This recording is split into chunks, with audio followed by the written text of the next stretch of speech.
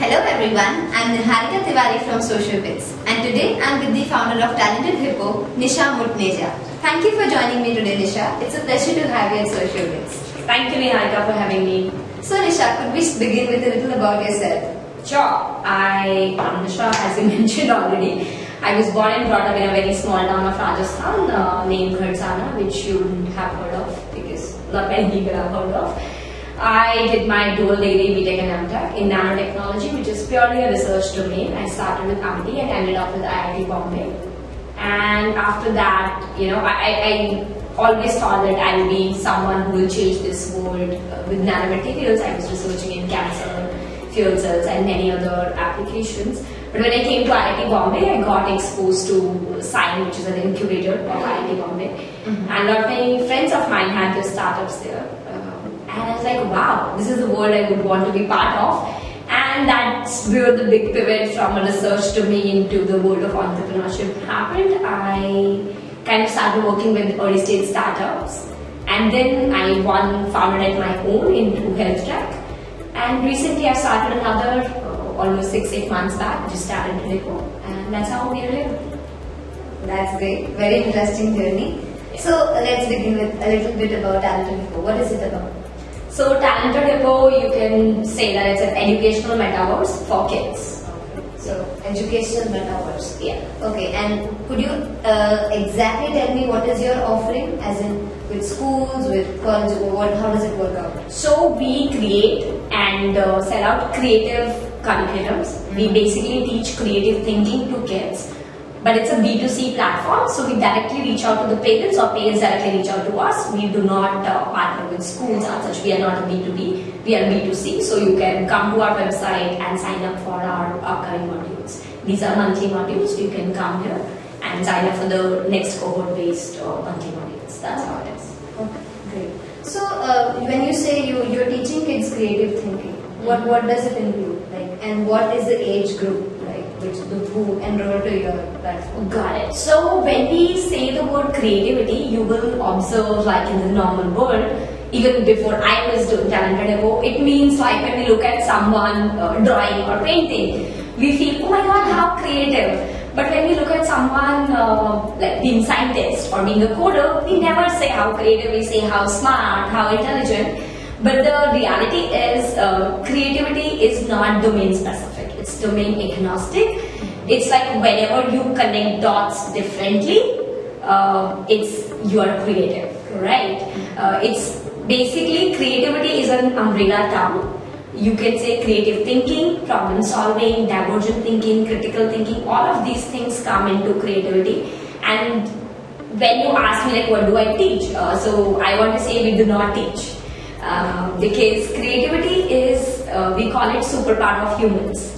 Okay, and why I call it superpower? Because 98% of us are born with it. So we need not to teach because you're born with it. The idea is to nurture it. Because our systems are so that by the age of 12, only 14% of kids remain creative. From 100% to only 14%. And by the age of 30, that means like when we're adult, only 2% of us are creative. So it's happening, there's like very steep decline of something that we are gifted with, mainly because of our systems. Because we created a system which tells us there's only one right answer, we can only think in one direction. But the reality is when we are in the real world, when we are out of school and college, that's not how the life works. We face a problem, we face a challenge, there is no textbook of it. We need to figure out, we need to kind of work a lot, find out different solutions and one which fits the best. And that's where the creativity comes handy. Like people might see coding as a very, very logical domain. That, oh, what's the space for creativity? But at the same time, you will see coders. On the one hand, lakhs and lakhs of coders are graduating in our country every single day with a package of 3 lakh per annum, as less as that. On the other hand, you will find coders who are withdrawing crores. So what's the difference? The difference is one coder can be really creative to solve the same problem in 2 lines of codes, but other people who are just like not using creativity, I will say they're still using logic, but they're not using creativity and they're writing very lengthy codes or just finding the bugs or just doing very menial tasks. So that's the difference that creativity can do for you. But sadly enough, only 2% of us remain creative when all of us had that gift, but because we did not engage our brain in that side, we did not nurture it at the right age, and we want to change that. Because now is the time that we are in creative economy. Every menial task that can be automated is being automated using AI. We used to take weeks to write one single blog, but now AI takes 30 seconds. We used to take 30 days, 50 days, 1 year to paint one different beautiful picture, and now AI does in 10 seconds. So AI will be overpowering anything to everything. So what still remains with us is what to do with the AI. And that's where the creativity comes, that now we have access to all the technology, all the knowledge. The idea is now we need to think what to do with it. And now is the need, not the future. Now is the need when we need to create more creators. And there's no system out there to teach creativity. And that's how we thought, okay, let's teach creativity.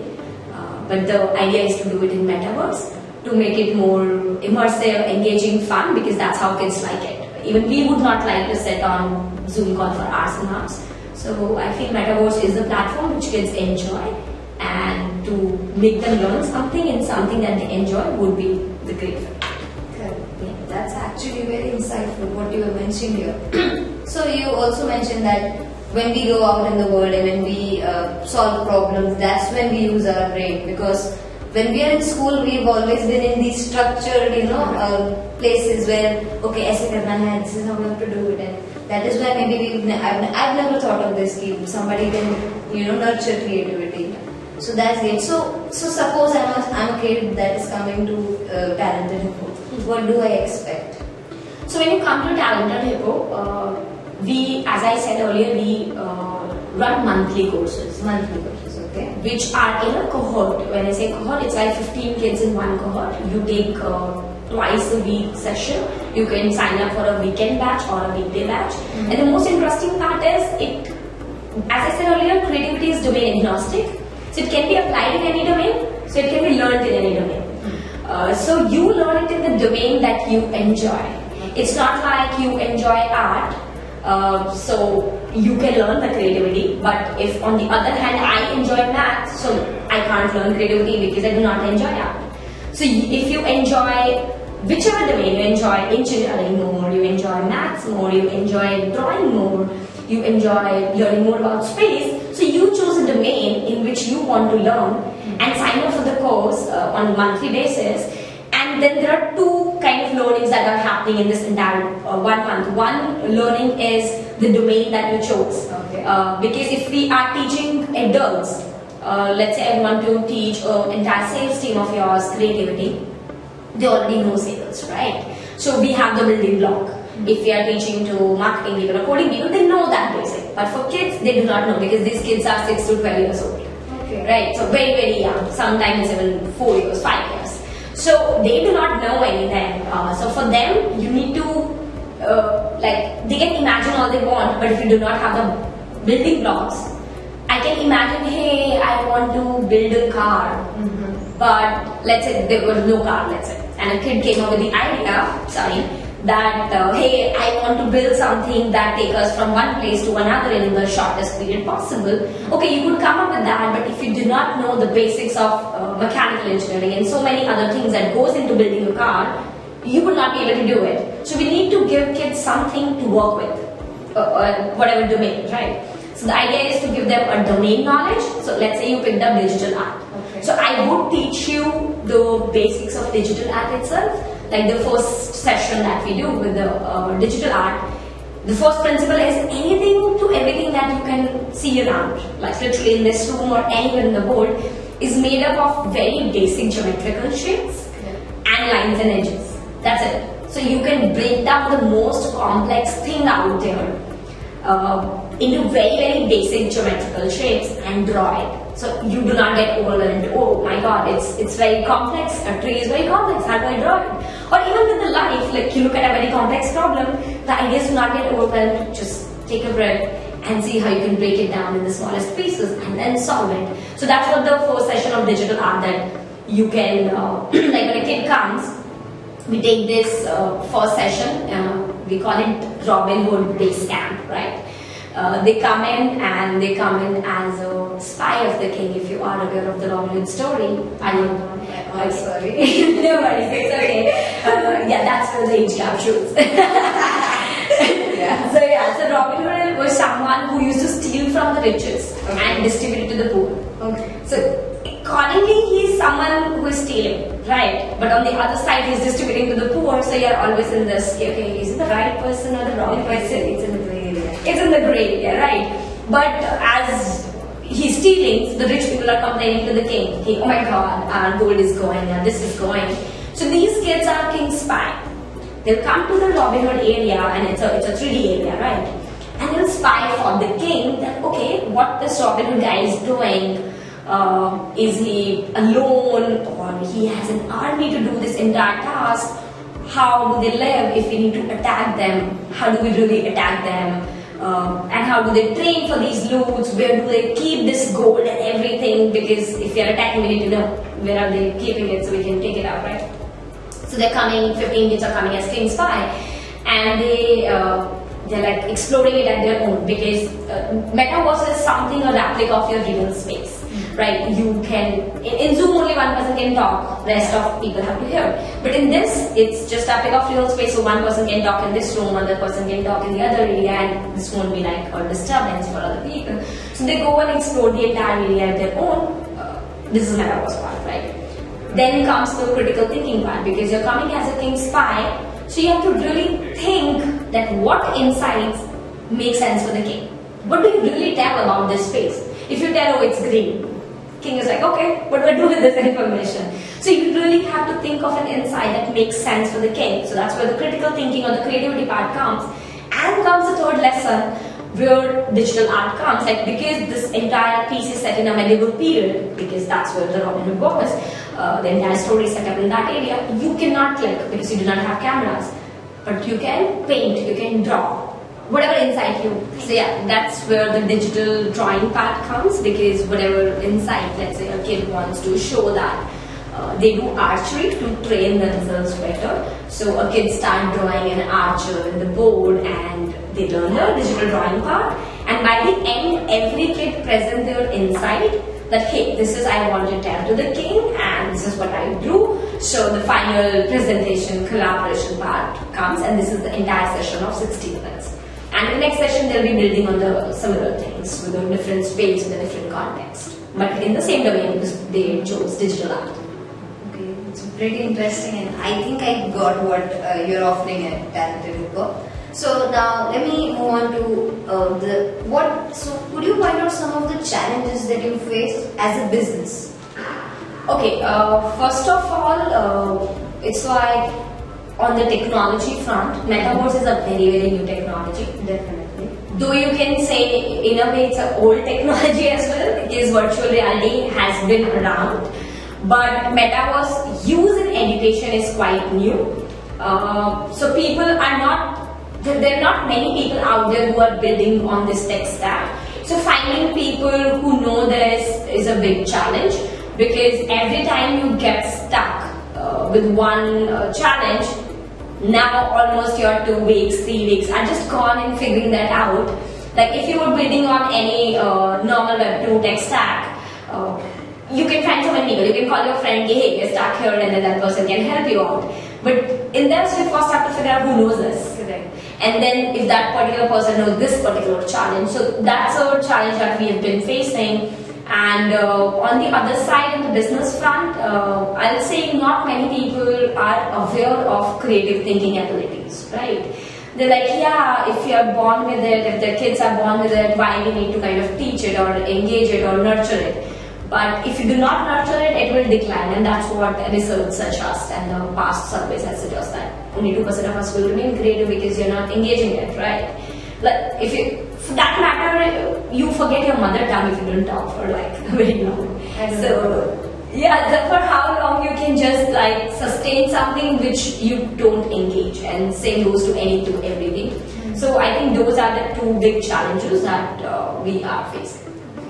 So yeah, you rightly pointed out that maybe someday we'll have to preserve creativity or something because people are just not being creative. We Right. have these things, we became robots or something. Exactly, because everything is so out there and automated. Correct. That means you're not advancing, because we have advanced from agriculture age to information, and now finally we are there where we have access. You have access. If you want to build your own website, you can just drag and drop and do it. I can do it. Everyone can do it with very limited knowledge. The idea is what to do with it. करोगे क्या बना के website, right? That's where the part of using this technology. Like I use this very often when you look at all the famous or like any startup around you. Okay. If you look at Facebook, if you look at Tesla, if you look at Uber, any startup, Zomato, or anything that you pick up, it's not a coder behind it. Because people knew coding. So many people knew coding, but it's that person who would think, okay, let's take an example of Uber. Cars exist, drivers exist, problems exist. Like it existed, all of these things existed. It's not like that guy was the first one to came up with the cars or the drivers or like figure out, okay, this is the problem. We all knew this is the problem, and so many people also knew coding. But he was the first one to connect the dots to solve this problem in a way that makes sense at scale. So it's a creator behind any to every new thing, no matter what the domain is. You take science as a domain. For COVID, when they came up with this vaccine, they did not work on any new molecule itself, right? These elements were already existing. They just had to mix and match in a way and be creative enough to come up with something that works against this particular virus. So you are just a better problem solver, you are a creator. And that comes handy if you have to succeed beyond a point. I totally agree with that one.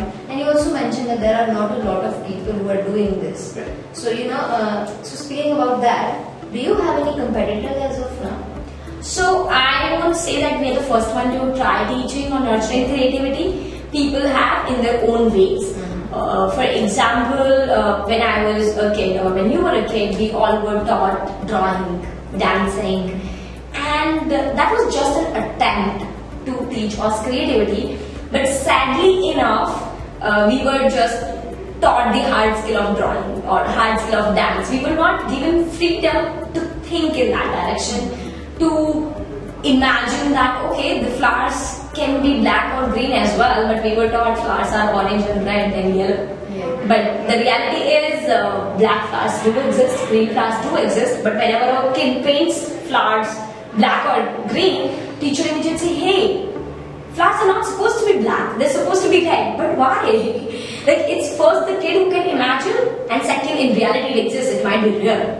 But black flowers do exist. So, there was an attempt to teach creativity by one way or the other, but sadly enough, we always ended up teaching the domain and not giving the freedom. Like, it's not like maths wasn't taught. Maths was being taught. But it was not taught in a way where kid has the freedom to explore the numbers, to explore the theorems and come up with its own solution to a problem. So that's the difference that we are trying to make. We are coming up with a different pedagogy in different domains that has already been taught so that kids can engage in the creative side and imaginativeness can be nurtured. Like when I use the word imaginativeness, it's the skill of imagination. Like one who can imagine is like imaginative. That's how it's worked. Okay. Yeah. So you've just started now. It's been what, 6-7 months? Yes. Okay. So I think that this is going to be a part of a big revolution. Like you said, Metaverse is definitely going to be big. We don't know who's going to dominate, or maybe there's going to be a government. We don't know all of that. Right. But it's definitely going to be big. So what are you planning? So how are you planning to move forward with it? Like your future plans? As you rightly said, it's a very new thing, and we do not know yet who's gonna dominate. Because when internet became big, we're talking about Web 2, so many companies started out, few succeeded, few didn't, but that's like I guess part of the process.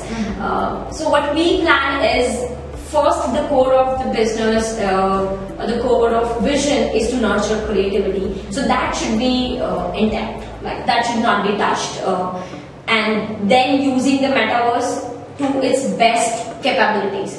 Because so many people are using metaverse as in कि just बना दिया है जाओ और घूम लो. But what do you do in that metaverse? If you're just going and there's nothing to do in it, you will be bored after once or twice. The newness of it goes away. So you need to use the offering. You need to use the capability that metaverse comes with. That it comes with the interactiveness and the immersiveness. That you can interact with the walls, you can interact with each other on a 2D screen, laptop screen. You can still go 3D. You can explore. So those things we plan to use it to the maximum capabilities, because kids these days.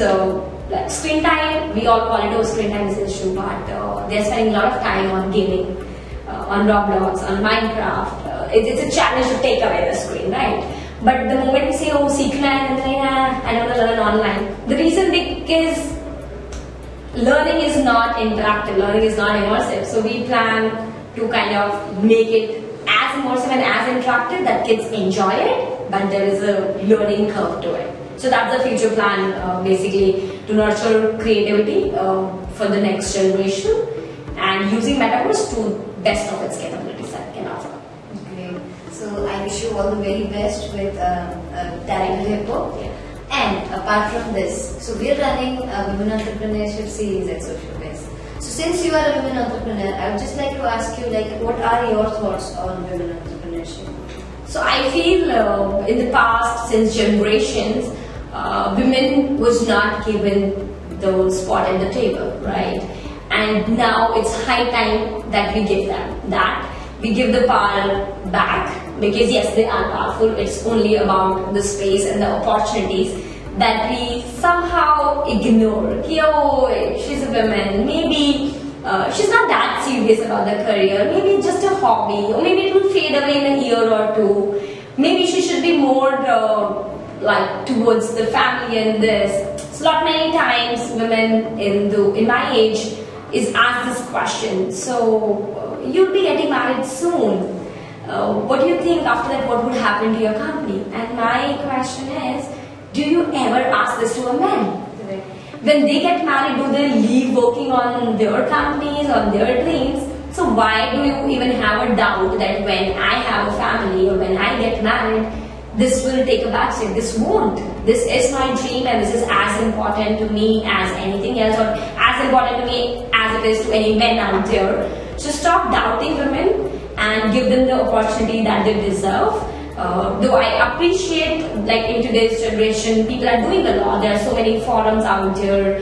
The government is always supporting, but I feel we need it more, even more, right? Women needs to feel supported that, okay, when they are out on that table, they won't be questioned. They will be supported, and yeah, those are my thoughts about it. I think I totally agree with them, and I think that was a beautiful end to this interview. Thank you so much for joining me at Social Biz again. It was a pleasure, Nisha. Thank you so much.